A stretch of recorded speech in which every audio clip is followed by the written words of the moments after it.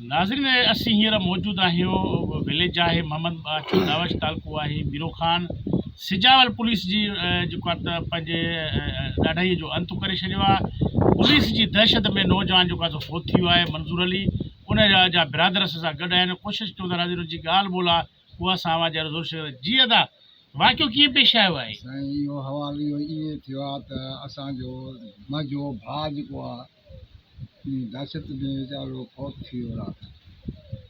असांजे मथां सूबेदार जेको आहे एसएचओ फिजाल जुनेजे जो माण्हू आहे। उन में असांजो घड़ी घड़ी अचे थो वञे थो तंग करे थिए ॾाढो। सो राति शराब पी अचे थो असां वटि। पोइ असां वटि अचे थो त पोइ घर में काहे थो पए न ॾिसे थो अधरात न मधरात न ॻाल्हि न मार हर शइ नंबर पंहिंजा फ़ोन जा बि टिकी थो वञे हे हो सभिनी खे तारी थो थिए। पोइ असां सां नाजाती ॾाढी आहे। असां शुक्रगुज़ार असां पंहिंजे बिलावल साहिब खे बि अर्ज़ु कयूं था वज़ीर आला खे बि चऊं था असां सां नाजाती आहे वॾी असां सां इंसाफ़ थिए। यासीन दिनारी ऐं इरफान दिनारी इहे असांजो अॻु में बि मुड़ुसु हिकिड़ो माण्हू वेठा आहिनि। उन जे ख़िलाफ़ु असांजे मथां फरियादा इकफारा हे हो फुल धारो केस हर शइ करायूं था। उन जे लाइ असां ॾाढा तंग थिया आहियूं। ॾाढो असांखे मजबूरी कयो अथऊं दर पदर करे छॾियो अथऊं। मां कुराड़ो मुड़ुसु जेको मां राति जो खटखो नथो रही सघां मुंहिंजे मथां बि हुननि FIR कराई आहे। पुलिस मुक़ाबले में ड्यूटी अटका जो केस मुंहिंजे मथां आयो अथई। मुंहिंजो भिराउ हुयो इस्पताल में तो उन जो ख़बर ॿुधी त राति जो हार्ट अटैक में उहो वीचारो फौत थी वियो। राति फोत थी वियो हा साईं राति साहब के मुतालबो आहे असां हे जेको कुझु बि ॻाल्हायो आहे मतां कंहिंखे का हुजे दिलि में त हे ग़लति था ॻाल्हाइनि। असांजो इहो मुतालबो आहे त SP साहिबु पाण अचे हिते महिरबानी करे इंक्वायरी पाण करे त उनखे सॼी हक़ीक़त जीअं ख़बर पए।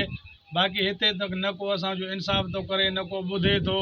पुलिस बि इहा दादागिरी करे थी रोज़ु रोज़ु भॻी बीठी आहे। असांजे SP साहिब खे इहो ई मुतालबो आहे त असां सां हिते अचे मिले पाण इंक्वायरी करे त पोइ हुनखे सॼी ख़बर पइजी वेंदी।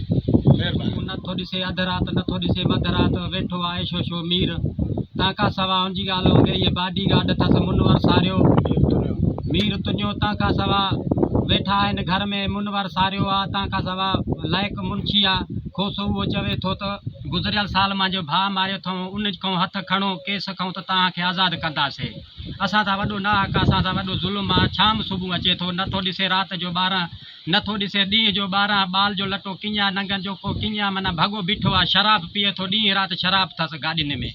असां सां वॾो ज़ुल्म आहे ना हक़ आहे माना को अमीर न आहे जो असां सां को हमदर्दी करे थो। इन जे करे अपील कयूं था फराज तालपुर खे महिरबानी करे असांजी मदद कयो। जी न भाउ। नाज़रीन हींअर असीं मौजूदु आहियूं विलेज आहे मोहम्मद आचर दावश तालुको आहे सिजावल। अव्हांखे असां अहम ख़बर ॾींदा हलूं अहम ख़बर ॾींदा हलूं त पुलिस जे दहशत में जेको आहे ॻोठाणो मंज़ूर अली दावश जेको आहे फोत थी वियो आहे। पुलिस SHO जो वीर जे हवाले सां असां अव्हांखे अपडेट कंदा हलूं त उनजी तमामु सरापा जेके असां नाजाइज़ जे ख़िलाफ़ु जेको आहे ॻोठाणा सरापा एहतिजाज आहिनि। हिन वक़्तु ॾिसो पिया जेका पोज़ीशन आहे हितां जे ॻोठाणे में तमामु हिरास आहे ऐं ॻोठाणा जेके तमामु मुदत जो शिकार आहिनि। ॻोठाणनि जेको आहे बिलावल भुट्टो ज़रदारी खां MNA फरियाल तालपुर खां SP कंबर शहदादपुर खां मुतालबिक हुआ त ख़ुदारा असां सां वॾी पुलिस जी नाजाइज़ी आहे। इन्वेस्टिगेशन करे जेको आहे त असां सां इंसाफ़ कयो वञे न त ॿी सूरत में असां एहतिजाज कंदासीं। नाज़रीन एमिरामैन अली सां गॾु हफ़ीज़ बलोच खे ॾींदा इजाज़त। सिंध सलामत।